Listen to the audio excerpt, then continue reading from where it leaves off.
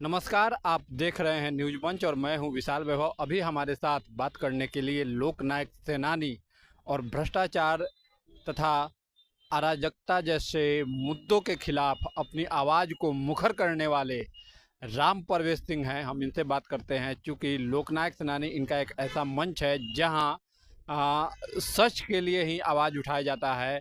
और जिस तरह से बिहार की जो बदलती राजनीति की जो परिवेश है अभी बिहार में, उस परिवेश पे क्या कुछ इनका कहना है, हम राम परवेश सिंह से बात करते हैं। जी, लोकनायक सेनानी आपका जो मंच है, ये किस तरह का मंच है और इससे इसकी क्या कुछ रणनीति है? सबसे पहले आपको बहुत बहुत धन्यवाद विशाल जी, और आपके चैनल को और तमाम बिहार की जनता को धन्यवाद और बधाई। लोकनायक सेनानी जो हमारा मंच है वह पूर्ण रूप से गैर राजनीतिक है और सामाजिक परिवर्तन के लिए एक जन सत्याग्रह का काम करेगा। जो भ्रष्टाचार और जो कुरीति है, जो अराजकता है, उसके खिलाफ एक सशक्त आवाज़ बनकर सामने आएगा। लोगों को हम जागृत करेंगे।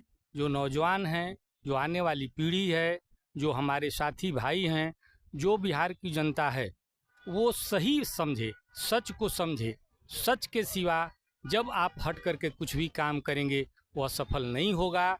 आज के परिवेश में जो आपका ये राजनीतिक परिदृश्य है वह पूरी तरह से धन बल और बाहुबल के आगोश में आ गया है। इसके खिलाफ अगर कोई आवाज़ उठानी है तो हम उसके लिए अपने इस मंच को समर्पित करना चाहते हैं।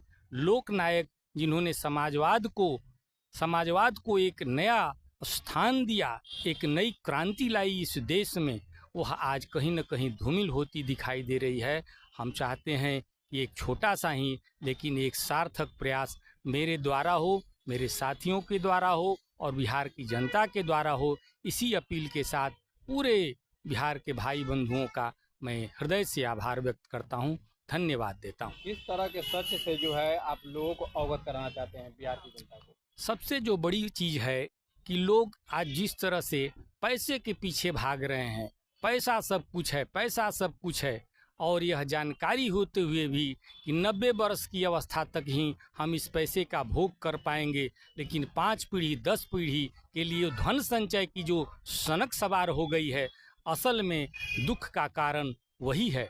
ऐसा नहीं होना चाहिए। राजनीति में लोग पैसा कमाने के लिए आते हैं, राजनीति में लोग बाहुबल को दिखाने के लिए आते हैं, लेकिन यह भूल जाते हैं कि लकुटी लेकर निकलने वाला कोई जेपी, कोई गांधी इस देश में क्रांति लाता है और एक नई ऊर्जा लोगों के अंदर पैदा कर देता है। लेकिन बीएमडब्ल्यू और पंच सितारा में रहने वाले लोग, बीएमडब्ल्यू पर चलने वाले लोग इक्विटी सिक्योरिटी और वाई श्रेणी जेड श्रेणी लेने के बाद भी न कोई जेपी बना, न कोई जयप्रकाश बना, न गांधी बना।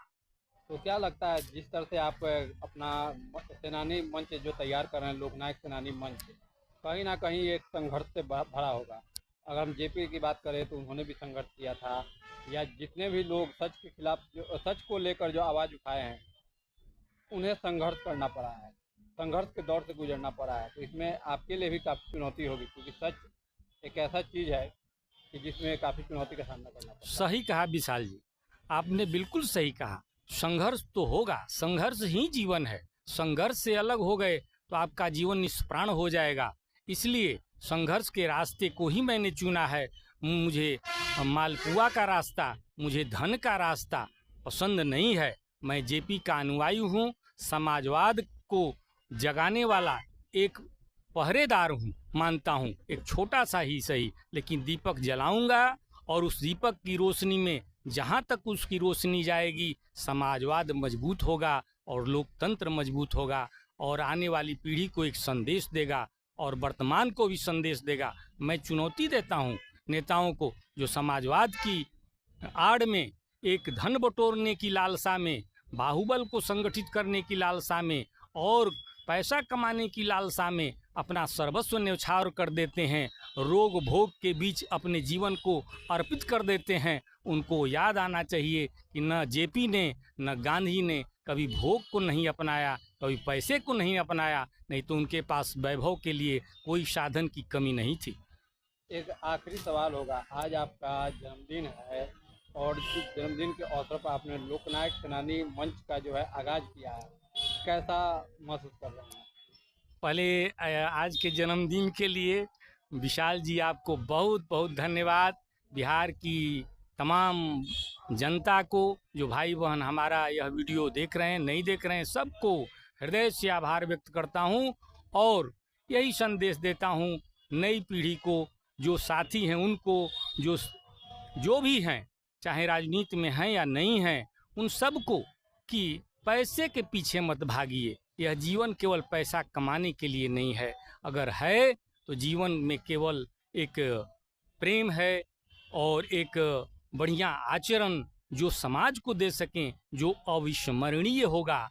कोई भी महापुरुष आप देख लें, उसके बनाए हुए घर ढह गए होंगे, लेकिन उसके बनाए हुए कीर्तिमान, जो उसकी नैतिक मूल्य हैं, वो आज भी जीवंत हैं और लोगों को रोशनी दे रहे हैं। वही सबको आत्मसात कर लेना चाहिए, उसी को, और तभी इस समाज का और देश का, राज्य का भला हो पाएगा। धन्यवाद।